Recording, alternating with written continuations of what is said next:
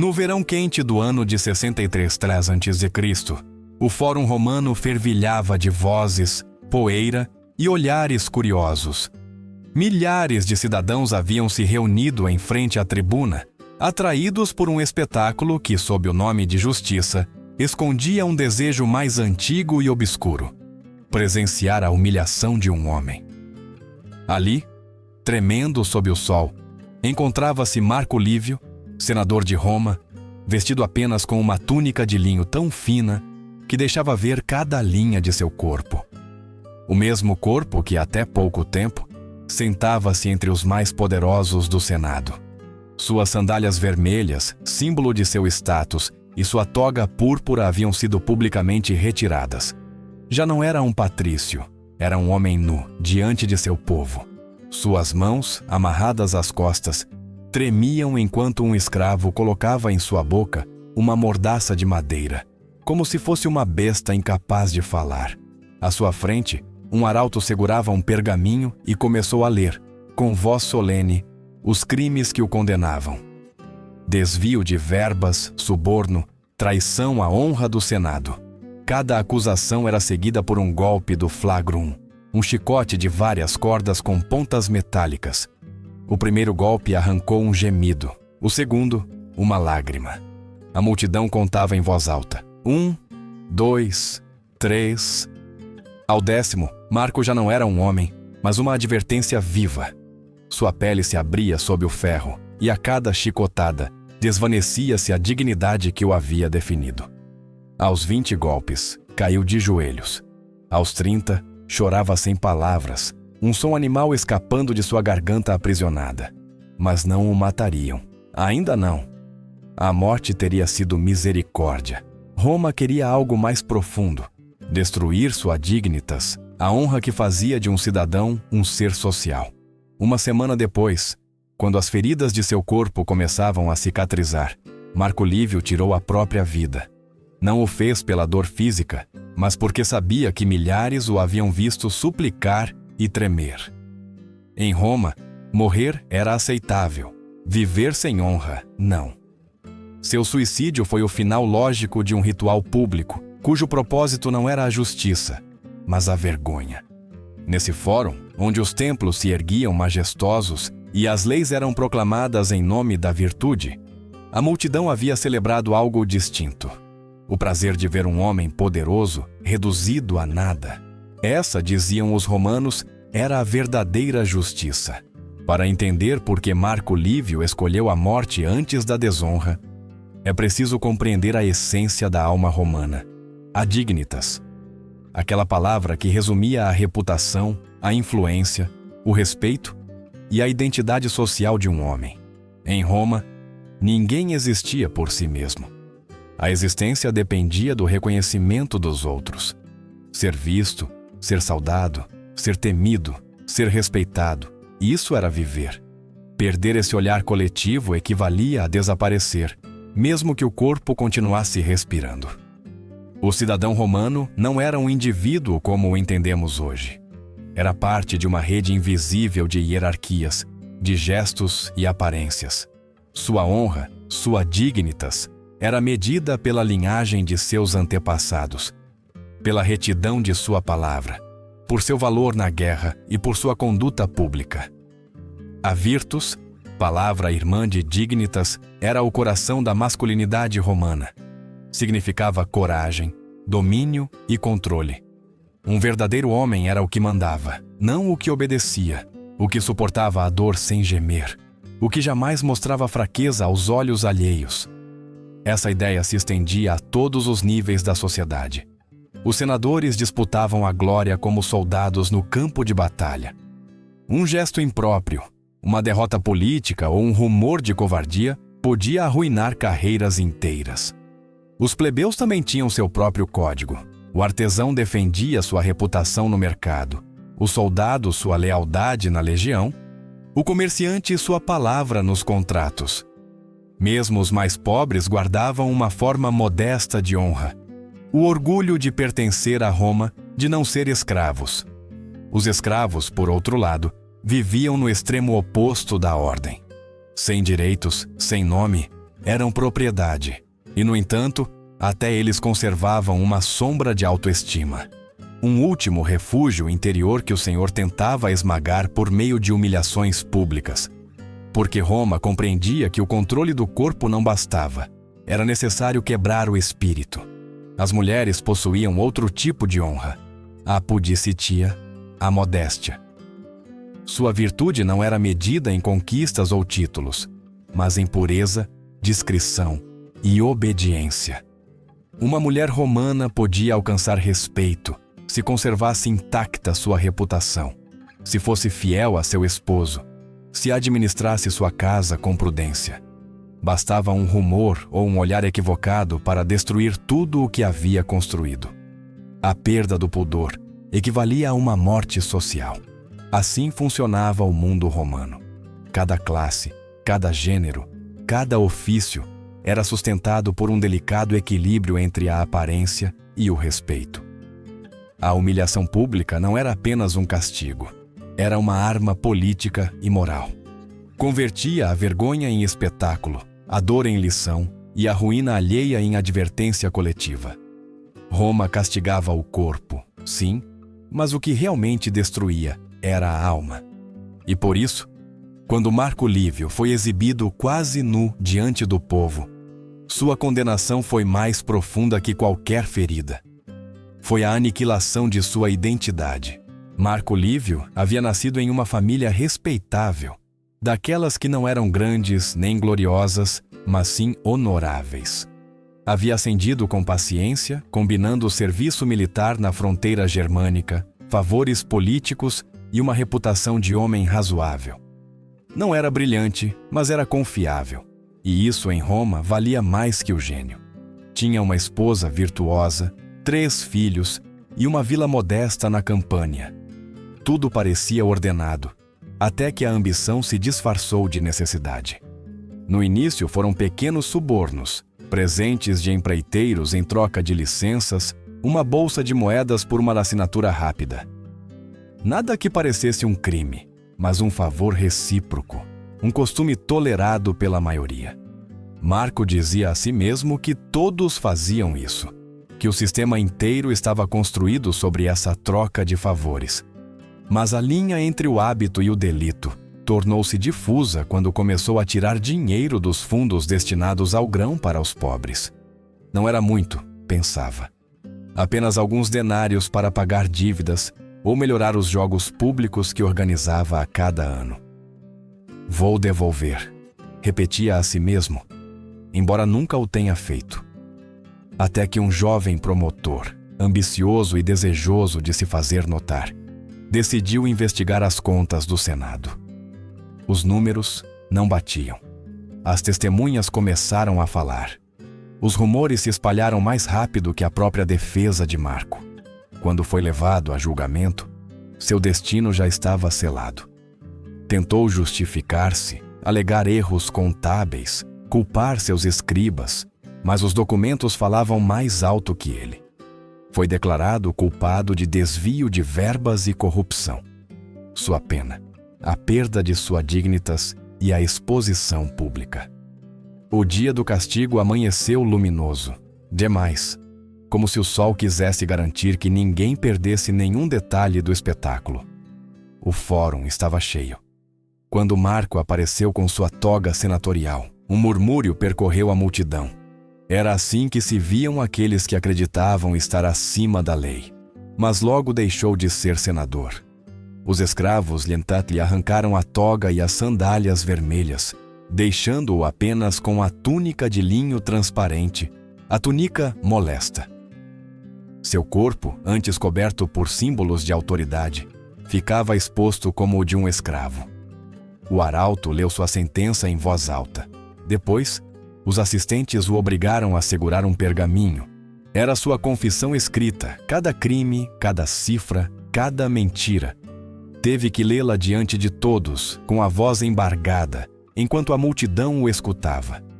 Alguns zombavam, outros o observavam com um silêncio carregado de desprezo. As lágrimas embaçaram seus olhos, mas não podia parar. Quando terminou, alguém gritou: "Ladrão!" e o coro de insultos tornou-se ensurdecedor. Então veio o chicote, 30 chicotadas contadas em voz alta. O som do flagrum cortava o ar e o couro rasgava a carne. Marco gritava, mas a mordaça de madeira convertia suas palavras em um mugido desumano. Aos 10 golpes, suas costas eram uma rede de feridas. Aos 20, seu corpo pendia flácido, sustentado apenas pelas cordas. Aos 30, urinou. E o silêncio que se seguiu foi mais cruel que os gritos. Todos compreenderam que o homem que havia mandado outros estava agora reduzido ao nível de um animal. A vergonha havia cumprido seu propósito. Quando o desamarraram, ele caiu ao chão. Não morreu, embora muitos o teriam preferido. Ordenaram que ele se arrastasse para fora do fórum de joelhos, enquanto o povo o cuspia e as crianças corriam atrás dele. Esse arrastar-se foi o verdadeiro final de sua carreira, o símbolo de sua queda. Já não era um senador, mas um despojo. Durante os dias seguintes, tentou continuar com sua vida. Visitou o mercado, caminhou pelas termas, fingiu normalidade. Mas os olhares o perseguiam, os colegas o evitavam, as famílias afastavam seus filhos de seu caminho, e sua esposa recebeu a pressão dos seus para se divorciar.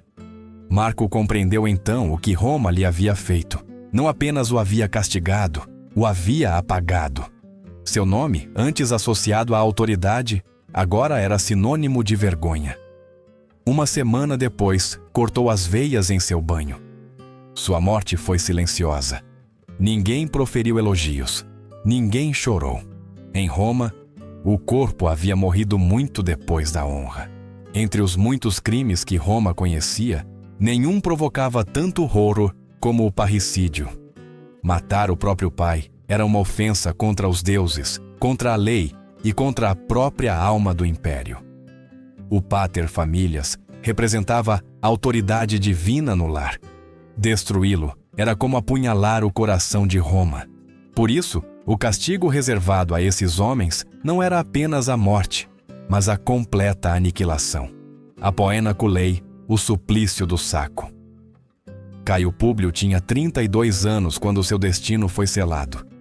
Havia crescido sob a sombra de um pai autoritário, inflexível, dono de sua vida e de seu futuro. As discussões eram constantes, por dinheiro, por herança, por respeito. Uma noite, o ressentimento transbordou. Entre gritos, Caio levantou uma lâmpada de bronze e golpeou. O silêncio que se seguiu foi mais pesado que o próprio crime. No chão, seu pai não respirava. Os vizinhos ouviram o barulho. Entraram e o encontraram de pé, tremendo com as mãos ensanguentadas. O prenderam imediatamente. O julgamento foi rápido, quase cerimonial. Roma não precisava de provas, bastava o fato. O Senado o declarou culpado e o condenou ao castigo mais infame. Não morreria como um homem, mas como um monstro. No primeiro dia, o desnudaram e colocaram uma máscara feita com a pele de um cachorro. Sua respiração era áspera, sua visão limitada. Assim foi conduzido pelas ruas, enquanto o arauto gritava: Caio Públio, assassino de seu pai! As crianças o seguiam, os adultos lhe atiravam esterco. Roma não castigava em segredo, transformava o crime em espetáculo. No segundo dia, o obrigaram a arrastar o saco que seria sua tumba. Era enorme, pesado, de couro grosso. Dentro, no dia seguinte, introduziriam um cachorro, um galo, uma serpente e um macaco, símbolos da lealdade, da pureza, do engano e da zombaria que ele havia traído. Em frente a uma estátua de seu pai, os sacerdotes pronunciaram a sentença final.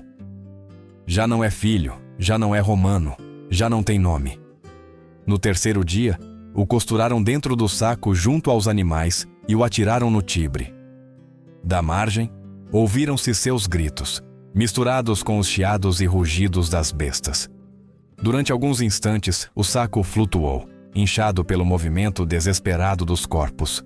Depois, lentamente, afundou sob a água, engolido pelo silêncio do rio. Roma havia feito justiça. não apenas havia matado o assassino, mas havia apagado sua existência do mundo dos homens e da memória dos deuses. Se Roma sabia castigar com solenidade, também sabia fazê-lo com espetáculo. O circo e o anfiteatro não eram apenas lugares de diversão. Eram templos onde se oferecia o sangue como entretenimento e a morte como lição moral. Entre os castigos mais elaborados estava a damnatio ad ludum, a condenação aos jogos, onde o criminoso morria não como um homem, mas como um personagem. A execução se convertia em teatro e a tragédia em diversão. Lúcio Corvino, um funcionário menor surpreendido roubando impostos, foi um desses condenados. Não morreria em silêncio nem sob a espada. Seu final seria uma obra. Os organizadores decidiram que ele representaria Orfeu, o músico que desceu ao submundo para recuperar sua esposa. O público adorava essas encenações. Mitos revividos com carne humana. A Lúcio entregaram uma lira e uma túnica branca. Não sabia tocar, e sua voz tremia mais pelo medo que pela arte. Quando as portas do Coliseu se abriram, um rugido encheu o ar. Dezenas de milhares de romanos o esperavam. À sua frente, um cenário de floresta, troncos pintados, rochas falsas, um palco digno de um deus. «Canta, Orfeu», ordenou um guarda. Lúcio tentou rasgar as cordas. O som foi desajeitado, dissonante. Sua voz quebrada provocou risadas nas arquibancadas. Aquilo era parte do roteiro. O fracasso de um homem convertido em comédia antes de ser tragédia. Então, as jaulas se abriram. Um urso saiu primeiro, depois 2 leões. Famintos, os animais farejaram o ar, ignorando a música e focando na carne. Lúcio soltou a lira e saiu correndo, mas não havia saída. As portas estavam fechadas. As lanças dos guardas bloqueavam cada tentativa de fuga. O público aplaudia, desfrutando do jogo entre o pânico e a inevitabilidade. A primeira patada do urso o derrubou. Os leões seguiram e os gritos de Lúcio se misturaram com os aplausos. Sua morte foi lenta, seu corpo destroçado diante de uma multidão que bebia vinho e ria. Roma não só matava, convertia o sofrimento em espetáculo. E Lúcio não foi o único. Alguns condenados representavam Pasífae, a rainha que, segundo o mito, se uniu a um touro. Os homens eram introduzidos em armações de madeira em forma de vaca, onde eram violentados por animais antes de serem despedaçados pelas feras. As mulheres adúlteras eram obrigadas a lutar nuas ou a encarnar heroínas humilhadas. Os escravos rebeldes, após a revolta de Espartaco, foram disfarçados de reis falsos e soldados de brinquedo, obrigados a parodiar sua própria rebelião antes de morrer. O anfiteatro se convertia assim no espelho escuro de Roma, uma sociedade que encontrava prazer em ver os culpados morrerem entre risadas, em transformar a justiça em espetáculo. Aqueles gritos, aquelas risadas, eram a respiração coletiva de um império que havia aprendido a desfrutar de sua própria crueldade. Na poeira do Coliseu, a morte era a arte e a dor, entretenimento. Assim era Roma, um cenário onde a honra e a vergonha se representavam com sangue real. No exército romano, o valor não era uma virtude, era uma obrigação. A virtus, aquela mistura de coragem, domínio e honra, definia a identidade do soldado. Quem a perdia, perdia sua humanidade. Por isso, quando um centurião fugia do campo de batalha, não só traía Roma, traía sua própria essência. E Roma sabia como castigar essa traição com um método mais cruel que a morte: a feminização pública. Sexto, Aurélio havia servido durante 15 anos. Havia ganhado medalhas, braceletes e a admiração de seus homens. Mas em uma campanha contra as tribos germânicas, o medo o venceu. Sua legião resistia em uma posição impossível, cercada por inimigos. Sexto, acreditando salvar seus homens, ordenou a retirada sem permissão. O recuo provocou um desastre. As linhas se romperam, centenas morreram. Roma venceu no final, mas o eco de sua covardia o seguiu até o tribunal militar. Diante do conselho de oficiais, tentou defender-se. Disse que havia agido com prudência, que a retirada havia salvado vidas. Mas as leis da guerra eram claras: obedecer, resistir ou morrer. Não havia espaço para o medo. O declararam culpado de covardia e ditaram um castigo exemplar, um que destruiria não apenas seu corpo, mas sua virilidade. No dia do julgamento, toda a legião foi reunida em formação. Sob o sol ardente, Sesto foi conduzido ao centro do acampamento. Os soldados que antes o saudavam agora o olhavam com desprezo. Retiraram suas condecorações, os torques de bronze, os discos de honra, o cinto militar, símbolo de seu comando. Depois, sua armadura foi retirada peça por peça, como se Roma o despojasse de cada fragmento de dignidade. Ficou de pé, coberto apenas por uma túnica simples. Então trouxeram uma estola, a vestimenta das mulheres romanas. Colocaram-na sobre seus ombros. Pintaram seus lábios e bochechas com pigmento vermelho. Amarraram fitas em seu cabelo. As risadas se levantaram entre os soldados. O centurião valente havia se tornado uma caricatura, uma mulher no meio de um exército. Os homens o insultavam, chamando-o de matrona, esposa, serva. Roma não precisava matá-lo ainda. Primeiro deveria convertê-lo em objeto de desprezo. O castigo não terminou aí. Diante de todos, foi submetido a um ato de violação ritual, uma paródia de submissão, para demonstrar que já não era um homem. Os cronistas falaram com eufemismos. Foi tratado como escravo, como mulher. Na realidade, o que se destruía era sua virtus. Seu corpo foi convertido no símbolo da fraqueza, sua masculinidade em cinzas. Depois, o executaram. Às vezes eram apedrejados por seus próprios homens, outras, crucificados ou decapitados. Mas a morte era apenas o encerramento de uma degradação absoluta. Para Roma, o castigo de Sesto Aurélio não era uma crueldade gratuita, mas uma lição para toda a legião. O medo é contagioso e devia ser extirpado com humilhação pública. O exército aprendia assim a não temer a morte, mas sim a vergonha. Porque em Roma, morrer com honra era glória, mas viver com desonra era pior que qualquer tortura. E Sesto Aurélio, pintado e vestido de mulher diante de milhares de testemunhas, havia deixado de ser soldado, de ser homem, de ser romano. Se Roma desprezava a fraqueza entre os homens livres, sua crueldade era ainda maior com os que não o eram. Para os escravos, o corpo não lhes pertencia, mas mesmo eles conservavam algo mais difícil de dominar: o orgulho. E Roma, que entendia de poder e de símbolos, sabia como quebrá-lo. Um dos castigos mais temidos foi o chamado ritual da escada servil, uma cerimônia de humilhação concebida para apagar toda a faísca de dignidade do escravo rebelde. Davis era um escravo doméstico. Havia nascido na casa de seu senhor, o senador Caio Cláudio, e o havia servido durante anos. Era obediente, hábil, apreciado por sua eficiência nos banquetes. Mas uma noite, em um jantar com convidados, seu destino mudou.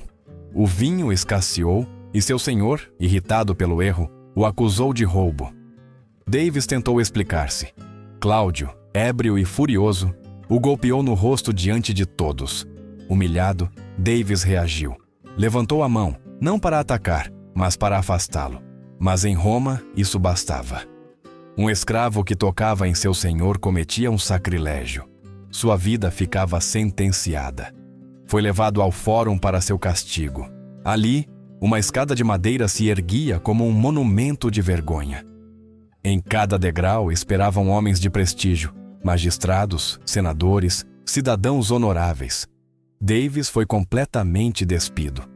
O ar frio roçou sua pele e as risadas do público confirmaram que já não era pessoa, mas espetáculo.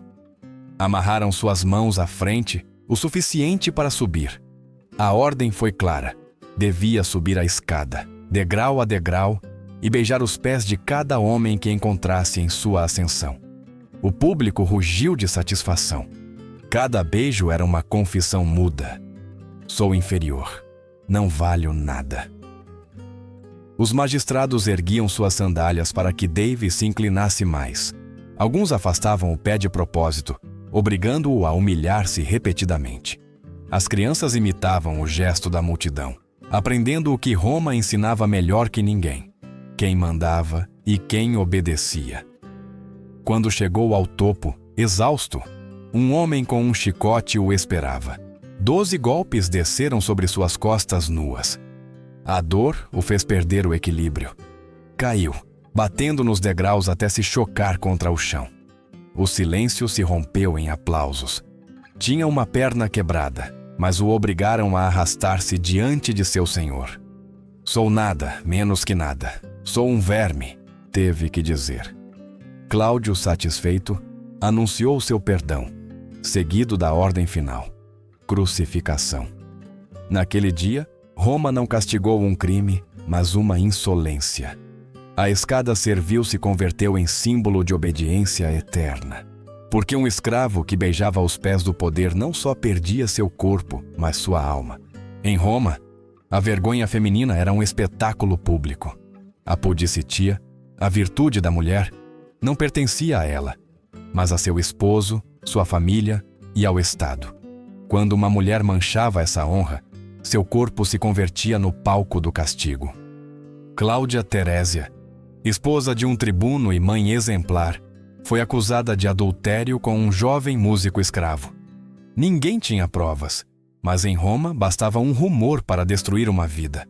Seu marido, mais preocupado com sua reputação que com a verdade, organizou seu castigo como uma cerimônia pública. Vestiram-na com uma túnica transparente e a levaram ao átrio, onde antes recebia os convidados. Seu cabelo, antes símbolo de pureza, caiu solto sobre seu rosto. Devia servir vinho, ajoelhar-se diante dos homens e beijar seus pés, enquanto os músicos tocavam uma melodia zombeteira. Cada gesto era uma inversão da ordem. A matrona convertida em escrava, a palavra reduzida ao silêncio. Quando derramou vinho sobre um convidado, foi esbofeteada entre risadas. Nesse instante, compreendeu que seu crime não era o desejo, mas ter desafiado o lugar que Roma lhe havia atribuído. A cidade não castigava a paixão, mas a independência. Após o banquete, arrancaram suas joias e a cobriram com lã áspera. No fórum, seu nome foi lido em voz alta e sua casa marcada com o selo da infâmia.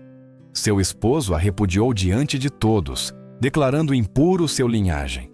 Dias depois, apareceu morta. Alguns disseram que se jogou no rio, outros que bebeu veneno.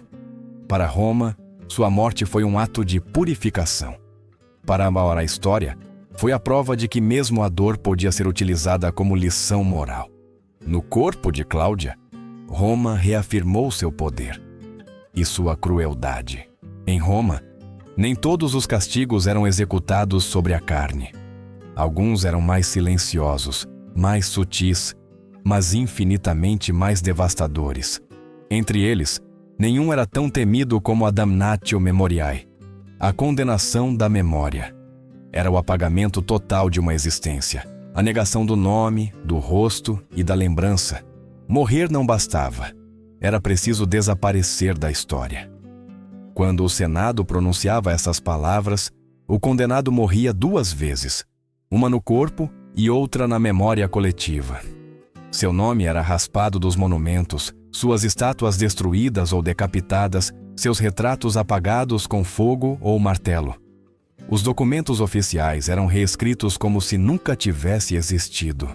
Era um castigo reservado aos traidores, aos tiranos, aos que haviam manchado o prestígio de Roma com sua ambição ou sua loucura.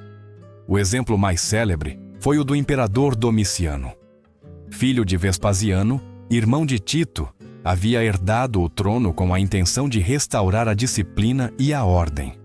Mas seu reinado se tornou um pesadelo.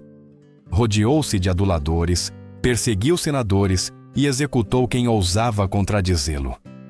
Governou com medo, convencido de que só o terror podia sustentar o poder. No entanto, foi esse mesmo terror que provocou sua queda. No ano 96, um grupo de conspiradores, incluindo membros de sua guarda e de sua própria corte, o assassinou em seu palácio. A notícia foi celebrada nas ruas. O Senado, ansioso por apagar sua sombra, decretou a damnatio memoriae. Em poucos dias, suas estátuas foram derrubadas. Os cidadãos arrancavam seu rosto dos relevos com cinzéis e martelos. As moedas que levavam sua imagem eram fundidas. Nos templos, onde antes era cultuado como um deus, os sacerdotes apagavam seu nome das inscrições. Só restavam buracos, cicatrizes de pedra, onde antes havia estado a figura do imperador. Mas o esquecimento era uma ilusão. Quanto mais se tentava apagar Domiciano, mais presente se tornava sua ausência. As marcas dos cinzéis, os buracos vazios nos muros, as inscrições mutiladas se transformaram em testemunhas de sua infâmia. Roma queria esquecer, mas ao destruir sua imagem, a multiplicou em negativo. Sua lembrança sobrevivia em cada vazio. Assim era o poder do esquecimento romano, mais cruel que a morte, mais duradouro que a vida. Em uma cidade onde a glória era eterna, a pior condenação não era morrer, mas sim não ter existido jamais. Nem todos os castigos em Roma implicavam sangue. Alguns bastavam com o ridículo, com o peso insuportável da risada coletiva. A humilhação podia ser pública, mas também teatral, grotesca, quase cômica. Essa era sua eficácia: fazer com que o condenado participasse de sua própria zombaria. De todos os castigos desse tipo, o mais célebre foi o Asinus Processio, o desfile do asno. Tito Graco, um funcionário do tesouro, havia sido acusado de corrupção. Não roubou tanto quanto Marco Lívio, nem conspirou contra o Estado. Mas sua culpa era suficiente para um castigo exemplar. O Senado decidiu não executá-lo, mas convertê-lo em uma advertência risível. O obrigaram a desfilar pelas ruas de Roma montado em um asno. Ao contrário, seu rosto olhava para a cauda do animal, e em suas mãos segurava uma bolsa vazia, símbolo do dinheiro que havia desviado. No dia do desfile, as ruas se encheram de curiosos. Ninguém queria perder aquele espetáculo. As crianças corriam atrás do burro, atirando frutas podres. As mulheres riam das janelas. Alguns imitavam seu gesto, andando para trás para zombar. Cada gargalhada era uma pedra invisível que caía sobre suas costas. O ar cheirava a poeira, a esterco e a vergonha. Tito tentava manter a dignidade, mas era impossível. Sua túnica estava manchada, seu cabelo cheio de palha, e o asno avançava lentamente, desfrutando do caos. Atrás dele marchavam os guardas, escoltando-o não como criminoso, mas como bufão. O percurso atravessou o Fórum, o coração do poder romano. Ali, em frente aos templos e às estátuas dos deuses, o burro parou. Tito, cambaleante, caiu ao chão. A multidão aplaudiu. O arauto leu sua sentença em voz alta. Tito Graco, servidor infiel da República, aprenda que quem rouba o Estado rouba o povo. Que sua vergonha seja sua advertência.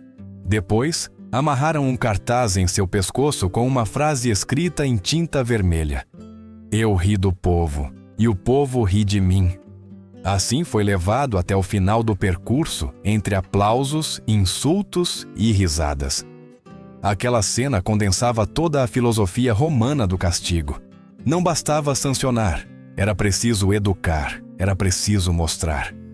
A justiça não era um ato privado, mas um espetáculo público. Roma entendia que a vergonha tinha um poder mais duradouro que a espada. Um corpo mutilado era esquecido, mas a risada de milhares permanecia para sempre. Tito Graco sobreviveu ao castigo, mas sua vida se tornou uma sombra. Ninguém quis voltar a fazer negócios com ele. Sua família abandonou a cidade e seu nome desapareceu dos registros. Roma havia conseguido seu propósito: apagar seu respeito e conservar sua zombaria. O desfile do asno foi o último eco de uma cultura que fazia da dor um teatro moral. Em Roma, o ridículo era a morte lenta da alma. E enquanto o asno avançava pelas ruas entre risadas e poeira, os cidadãos se convenciam de que a justiça havia sido servida, embora na realidade só haviam alimentado seu próprio desejo de poder e crueldade. Assim terminava a comédia mais cruel do mundo. Aquela onde os algozes eram espectadores e os aplausos substituíam o perdão.